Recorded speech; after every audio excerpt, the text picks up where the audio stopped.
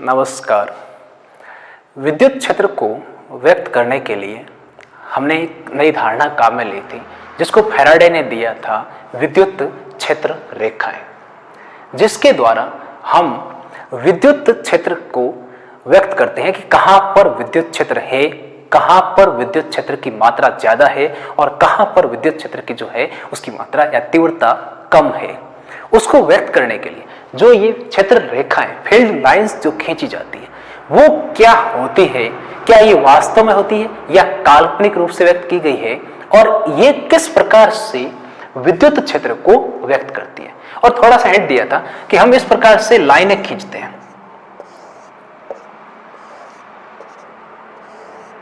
ये जो लाइनें बनी हुई है, जहां पर ये लाइन है और मैंने यहां पर व्यक्त कर दिया कि विद्युत क्षेत्र है ई वेक्टर।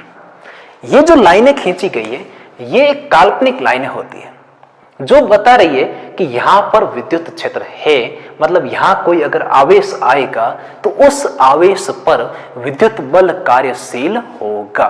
परंतु क्या ये वास्तव में होती है? अगर इसको देखा जाए तो आप नोट करो, ये एक मान लो आवेश रखा गया है। अब इस आवेश के चारों ओर कहीं भी दूसरा आवेश आएगा तो उस पर क्या होगा, ये आवेश बल लगाएगा। लेकिन ये आवेश बल लगा रहा तो इसके चारों ओर क्या है, विद्युत क्षेत्र है। अब इसको व्यक्त कर रहे हैं तो क्या वास्तव में आपको लाइनें दिख रही है? नहीं, ये काल्पनिक लाइनें होती है जो विद्युत क्षेत्र को व्यक्त करती है। तो अगर इन विद्युत क्षेत्र रेखाओं को देखा जाए तो ये सबसे पहले अगर इनकी प्रॉपर्टी देखी जाए तो ये क्या होती है, काल्पनिक। इनकी कोई भी वास्तविक उपस्थिति है ही नहीं, केवल बताते हैं लाइनें खींचती है। जैसे ये लाइनें खींची हुई है, इसका मतलब यहां पर क्या है, विद्युत क्षेत्र है, जबकि वास्तव में ऐसी लाइनें आपको विद्युत क्षेत्र में नहीं दिखती। ये इसको व्यक्त करने का एक तरीका होता है।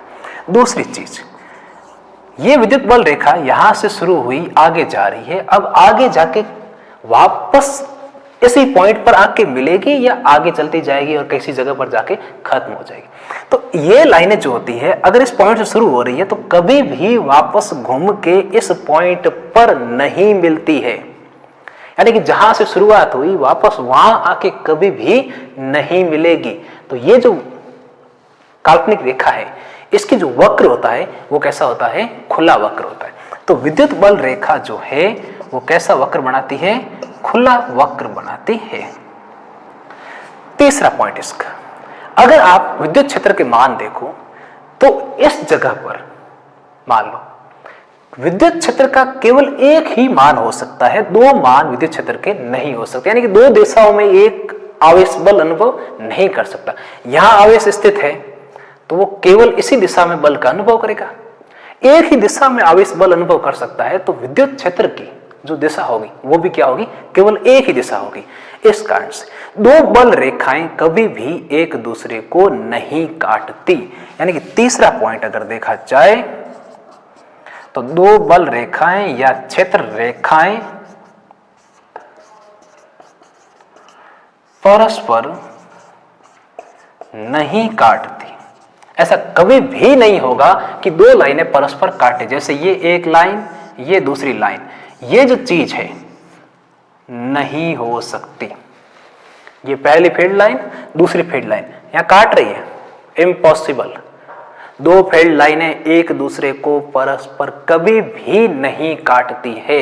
और अगर काट रही है तो इसका मतलब यहां पर दो इलेक्ट्रिकल फील्ड हो गई, एक इस दिशा में दूसरा इस दिशा में, जो कि संभव ही नहीं है। तो दो फील्ड लाइंस परस्पर कभी भी नहीं काटती है। अब नेक्स्ट पॉइंट, हमने कहा कि विद्युत क्षेत्र को व्यक्त करने के लिए हम क्षेत्र रेखाएं खींचते हैं, पर यह विद्युत क्षेत्र को व्यक्त कैसे करती है, कैसे दर्शाती है कि विद्युत क्षेत्र किस दिशा में है और कहां पर विद्युत क्षेत्र ज्यादा है और कहां पर विद्युत क्षेत्र जो है उसका मान या तीव्रता जो है वो कम है। तो इसको व्यक्त करने के लिए हम दो चीज काम में लेते हैं। एक, अगर क्षेत्र रेखा ली जाए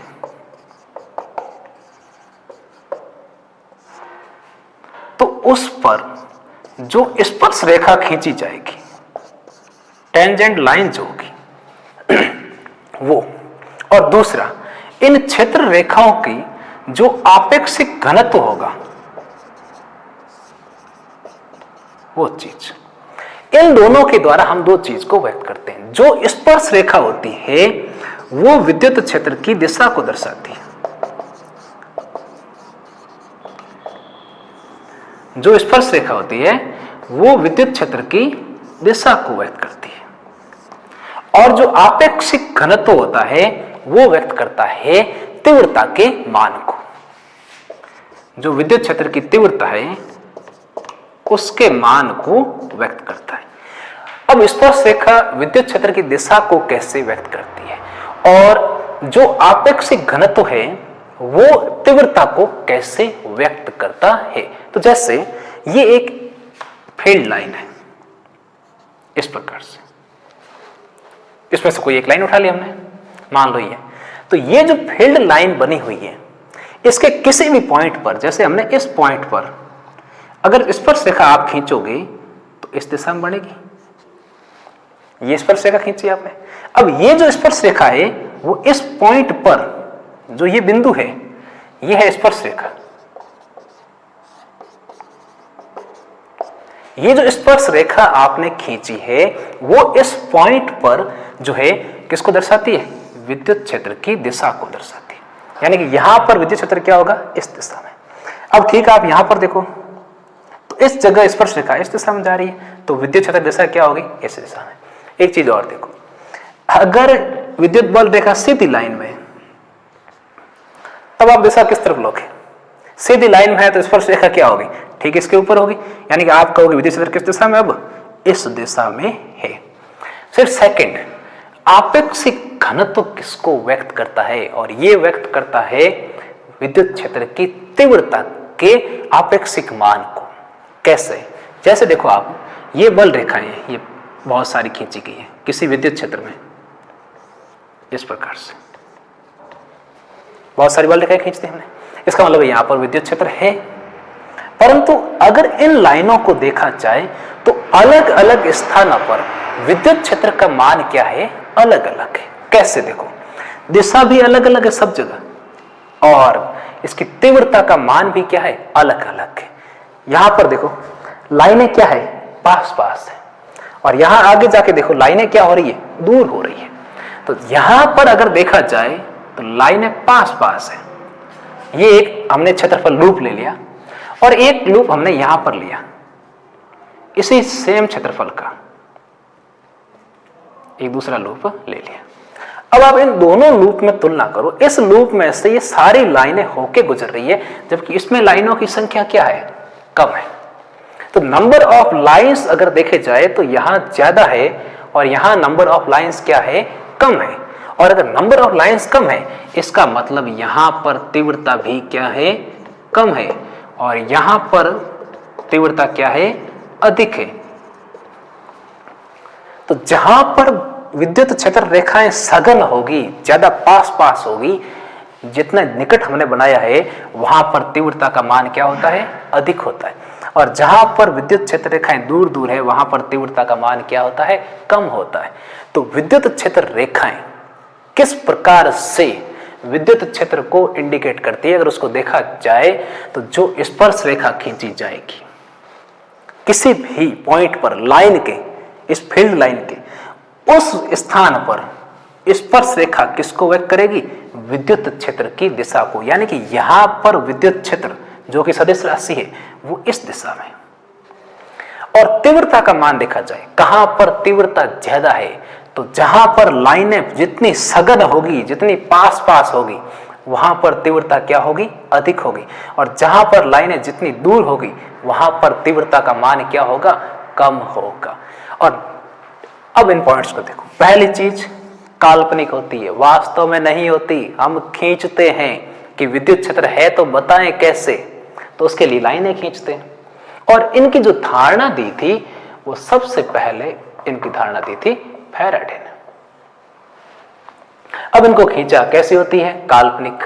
क्या बल रेखा जिस पॉइंट से शुरू हुई वापस उसी पॉइंट पर आके मिलती है, नहीं मिलती। ये कैसे वक्र बनाती है, खुले वक्र को बनाती है। और दो फील्ड लाइनें कभी भी एक दूसरे को नहीं काटती। अब ये लाइन फील्ड रेखाएं, क्षेत्र रेखाएं जो है वो विद्युत क्षेत्र को व्यक्त कैसे करती है। हमने कहा लाइनें खींच ली, मतलब विद्युत क्षेत्र है, कहीं पर कम है, कहीं पर ज्यादा है, उसको कैसे व्यक्त करें और उसकी दिशा क्या होगी वो कैसे बताएं। तो दिशा बनाने के लिए हम लेते हैं स्पर्श रेखा खींचते हैं। लाइन पर जो स्पर्श रेखा खींची जाएगी वो व्यक्त करेगी विद्युत क्षेत्र की दिशा को, और लाइन का जो आपेक्षिक घनत्व है वो व्यक्त करेगा कि तीव्रता कहां पर ज्यादा है और कहां पर कम। कैसे? अगर लाइनें पास पास है, सघन है, तो वहां तीव्रता क्या होगी? अधिक। और अगर लाइनें दूर दूर है तो तीव्रता क्या होगी? कम। अगर वास्तव में देखा जाए, पूरा एक काल्पनिक तंत्र बनाते हैं, बताएं कैसे कि विद्युत क्षेत्र कहां पर है, किस दिशा में है, कम है, ज्यादा है, उस पूरे को व्यक्त करने का जो तरीका होता है वो तरीका जो है हम विद्युत क्षेत्र रेखाओं को खींचकर करते हैं।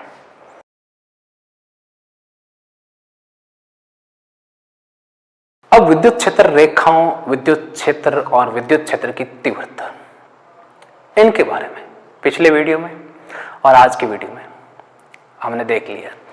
विद्युत क्षेत्र की तीव्रता का मतलब होता है कि एकांक धन आवेश पर जितना विद्युत बल लगता है उसको हम विद्युत क्षेत्र की तीव्रता से व्यक्त करते हैं। धनावेश इसलिए लेते हैं कि धनावेश पर जो बल की दिशा होती है वही विद्युत क्षेत्र की दिशा होती है। अब इन सब को हम देखते हैं, किसी आवेश के कारण विद्युत क्षेत्र किस प्रकार होगा और उस पर बल किस प्रकार लगेगा। तो हमने जो पढ़ा उसमें हम पढ़ चुके हैं कि विद्युत क्षेत्र अगर है, जैसे मान लो कि ये विद्युत क्षेत्र है, कोई दो लाइनें बना ली। अब इस विद्युत क्षेत्र में अगर एक आवेश लिया जाए और उस आवेश का मान कितना है? Q, ये नहीं कह रहे धनावेश ऋणावेश। इस Q आवेश पर बल लग रहा है, विद्युत क्षेत्र की तीव्रता कितनी है? E vector. तब आप देखो इसमें इस Q आवेश पर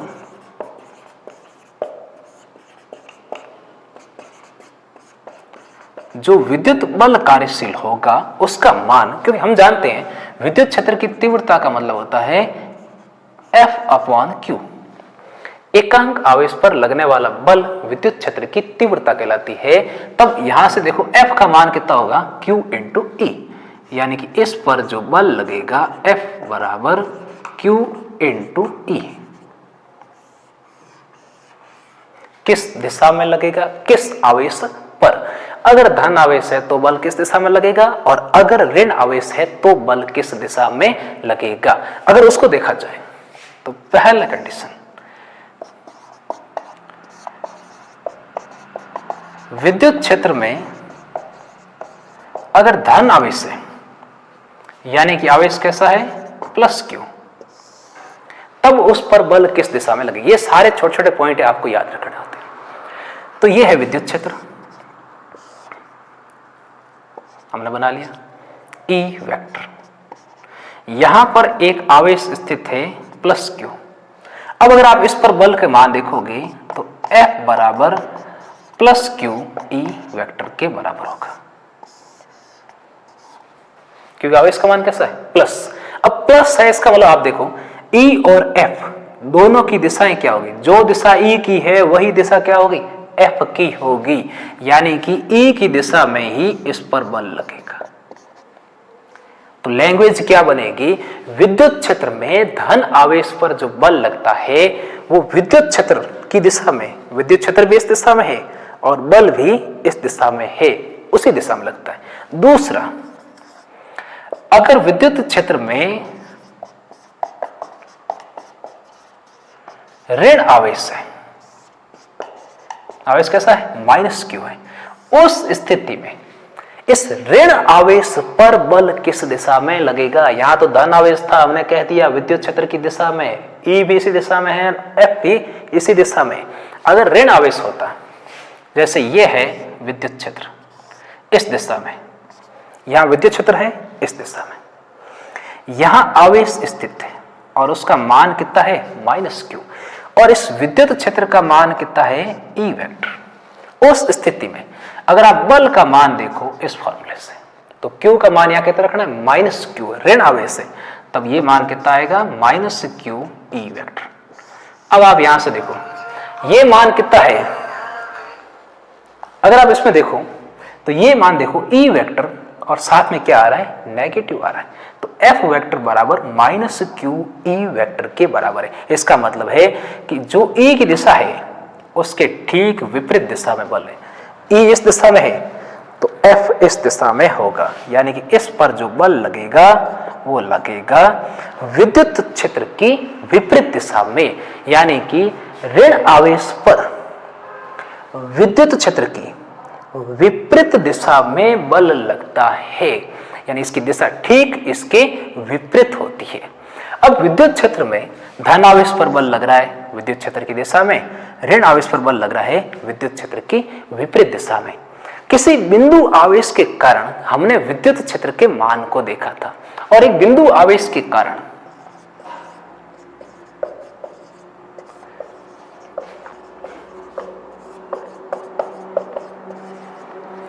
विद्युत क्षेत्र का जो मान देखा था उस मान को देखो। हमने कहा था बिंदु आवेश के कारण विद्युत क्षेत्र E vector is equal to 1/4 pi F naught Q upon R square होता है। और उसमें हमने ये देखा था कि धन आवेश है तब उसके कारण विद्युत क्षेत्र होता है उससे दूर की ओर, ऋण आवेश है तो होता है उसके निकट की ओर। दो स्थितियां हमने देखी थी। अगर ये जो बिंदु आवेश था, जैसे ये था कि ये बिंदु आवेश है Q और इससे R दूरी पर विद्युत क्षेत्र की तीव्रता हमने देखी थी, और उसके लिए हमने ये कहा था विद्युत क्षेत्र की तीव्रता E वेक्टर, यहां प्लस माइनस नहीं है इसलिए इसी दिशा में ले ली, ये हमने पढ़ा था। अब आप इसमें देखो, अगर बिंदु आवेश जो Q है वो धन आवेश है, या अगर वो बिंदु आवेश ऋण आवेश है, उसके लिए स्थिति देखो। और उसमें हमने ये कहा था कि जैसे जैसे हम इस आवेश से दूर जाएंगे, R का मान जैसे जैसे बढ़ेगा उसके साथ साथ E का मान क्या होगा, कम होगा, क्योंकि E वेक्टर जो है वो R स्क्वायर के व्युत्क्रमानुपाती है। जब ये इसके स्क्वायर के व्युत्क्रम यानी कि R बढ़ने के साथ आवेश से दूर जाने के साथ, ये आवेश है मान लो, अगर आप इससे दूर जाओगे, जैसे जैसे इससे दूर जाओगे उसके साथ साथ विद्युत क्षेत्र की तीव्रता का मान क्या होता जाएगा, कम होता जाएगा। धन आवेश है ऋण आवेश है, वो व्यक्त करता है कि विद्युत क्षेत्र की दिशा किस प्रकार होगी। जैसे ये धन आवेश है प्लस Q, या अगर ऋण आवेश है ये है माइनस Q आवेश। तो धन आवेश की स्थिति में विद्युत क्षेत्र की मान को हमने कहा था यहां प्लस आएगा, ऋण आवेश लेंगे तो क्या आएगा, यहां पर माइनस आएगा। माइनस आने का मतलब है कि दिशा इस R कैप के ठीक विपरीत। तो धन आवेश के कारण अगर विद्युत बल रेखाएं या विद्युत क्षेत्र रेखाएं खींची जाए तो वो इस प्रकार से होती है। ऋण आवेश के कारण भी देखा जाए तो विद्युत क्षेत्र जो होता है हमेशा इस आवेश के क्या होगा, लंबवत होगा, और ये इस प्रकार से होगा। परंतु दिशा देखो, तो दिशा अगर देखी जाए, ये धन आवेश है, पास में कोई दूसरा धन आवेश रखा, वो इसको क्या करेगा, प्रतिकर्षित करेगा, यानी दिशा क्या होगी, हमेशा दूर की ओर। तो इसके कारण जो दिशा होगी वो होगी इसके दूर की ओर। ऋण आवेश के कारण देखो, अगर हम यहां पर एक प्लस परीक्षण आवेश Q नॉट रखें तो ये इसको अपनी ओर खींचेगा, इसका मतलब विद्युत क्षेत्र की दिशा क्या होगी, आवेश की ओर होगी। तो ऋण आवेश के कारण विद्युत क्षेत्र की दिशा क्या होती है, आवेश की ओर होती है, ये कंडीशन। तो अगर धन आवेश है विद्युत क्षेत्र दूर की ओर, ऋण आवेश है विद्युत क्षेत्र आवेश की ओर होता है। तो धन आवेश के लिए विद्युत क्षेत्र इससे दूर की ओर, और इसमें ऋण आवेश के लिए विद्युत क्षेत्र की दिशा क्या होगी, आवेश की ओर। दूसरी चीज, जैसे जैसे हम दूर जाएंगे तीव्रता का मान क्या होगा, घटेगा। तो यहां पर देखो बल रेखाएं दूर हो रही है तो तीव्रता का मान यहां पर ज्यादा है और यहां पर तीव्रता का मान क्या है, कम है। सेम यही यहां पर आवेश के पास तीव्रता ज्यादा है, दूर जाने के साथ साथ तीव्रता का मान क्या हो रहा है, घट रहा है। इस प्रकार से बिंदु आवेश के कारण विद्युत क्षेत्र की तीव्रता कितनी होती है 1/4πε0q/r²। और इसको अगर सदिश रूप में व्यक्त करना चाहें तो हम देखते हैं कि इसको सदिश रूप में हम कैसे व्यक्त करते हैं और किस प्रकार से इसके बल के मान को हम देखते हैं। तो जैसे जैसे आप आगे पढ़ोगे ये चीजें समझ में आती जाएगी। एक बार अगर देखते हो थोड़ा सा टफ लगता है क्योंकि क्लासरूम स्टडी अलग होती है और लाइव क्लास में जो चीजें होती है वो केवल आपको सुन के समझनी पड़ती है, या साथ में लिखने का काम आप खुद करें तो चीजें थोड़ी सी समझ में आ जाएगी। यहाँ आज जो भी पॉइंट बताएं उसको पॉइंट बाय पॉइंट लिखें और समझें तो चीजें थोड़ी सी आपको समझ में आएगी। फिर दोबारा उन्हीं चीज को पढ़ें कि आपने क्या लिखा है तो थोड़ी समझ और आ जाएगी।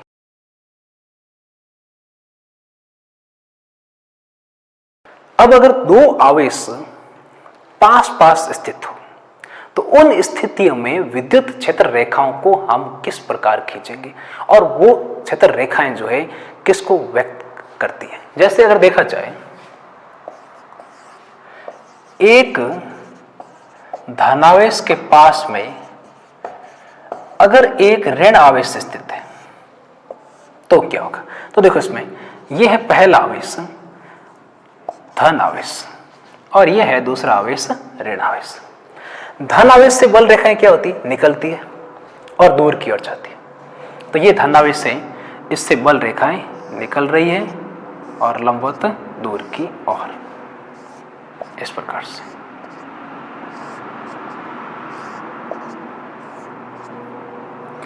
ऋण आवेश जो होता है उसमें बल रेखाएं प्रविष्ट होती हैं।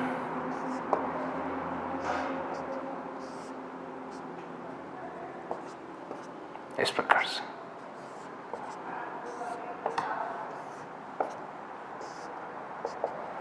अब देखो इसमें ये बल रेखा यहां इस तरफ जा रही है और ये बल रेखा इस तरफ जा रही है। दोनों विद्युत क्षेत्र जो होंगे परस्पर अतिव्यापन के कारण परिणामी विद्युत क्षेत्र उत्पन्न करेंगे और उसकी दिशा जो होगी वो इस कर्व के रूप में बढ़ जाएगी और ये जो क्षेत्र रेखा है लाइन है वो लाइन इससे मिल जाएगी, ये जो लाइन है वो इससे मिल जाएगी। इस प्रकार से ये सारी क्षेत्र रेखाएं इनकी ओर जुड़ती जाएगी।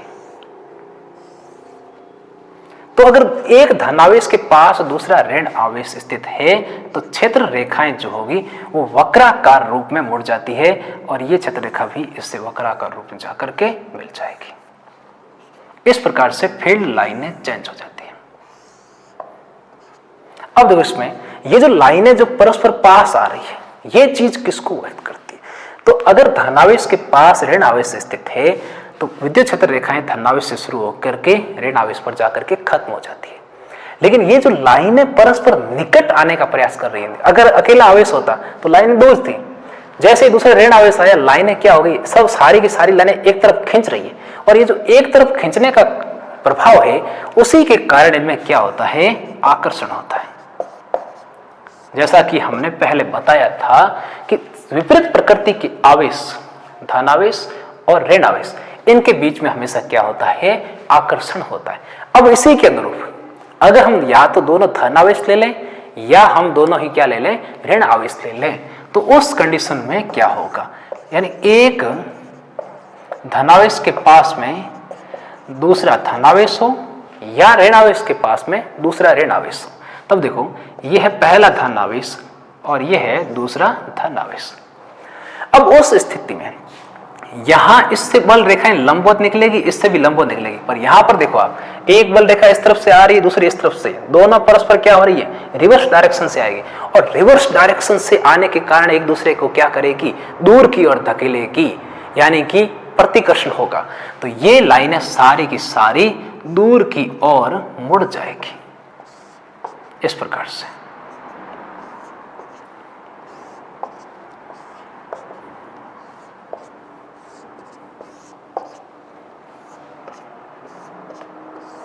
और ये लाइनें दूर की ओर मुड़ रही है, एक दूसरे को क्या कर रही है दूर धकेल। जैसे आप यहां पर देखो ये लाइन इस तरफ आ रही है, ये लाइन इस तरफ आ रही है, ये लाइन आगे से फैल रही है, इसका मतलब है ये दोनों आवेश एक दूसरे को पास आने से क्या कर रहे हैं रोकना चाह रहे हैं और रोकना चाह रहे हैं इसका कारण इनके बीच में क्या होगा प्रतिकर्षण। तो समान प्रकृति के आवेशों के बीच में क्या होता है प्रतिकर्षण बल लगता है। अब हमने क्षेत्र की धारणा पढ़ ली। आवेश अपने चारों ओर एक क्षेत्र उत्पन्न करता है जिसमें कोई दूसरा आवेश है तो वो बल अनुभव करेगा। तो क्षेत्र जो उत्पन्न हुआ था उसी के कारण बल उत्पन्न होता है। तो अगर विद्युत बल जो लगता है उसका कारण देखा जाए तो विद्युत बल क्यों लगता है उसका कारण अगर क्षेत्र रेखाओं के आधार पर देखें,